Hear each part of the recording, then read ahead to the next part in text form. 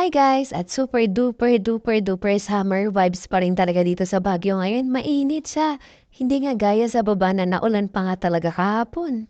Mainit nga talaga kayo na sa terminal kung saan nga kami nag-duty kaya nga ngayon natapos na ang aming pagtatrabaho ay syempre kain tayo. Dito pala sa may side ng Lutheran Church ng papasok na Eskinita ay meron palang fishbowlan dito na napakasarap ang sauce at napakamura ng tinda. Eto nga ang price list ng Legacy Street Foods. Bukas nga sila ng 11 a.m. to 9 p.m. Dito lang malapit sa may Baguio Cathedral sa silong lang ng PCSO at Tower Sweepstakes banda yun.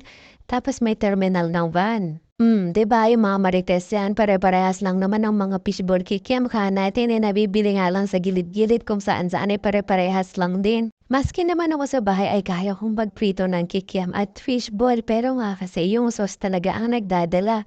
Kaya nga ngayon na na-try ko dito, talaga namang babalik-balikan ko to kasi bukod sa super jolly ni kuya na nagtitinda, napakasarap talaga ng sauce. At nga yung suka, yung halagang 50 pesos mo dito ay busog ka na talaga at happy tummy pa.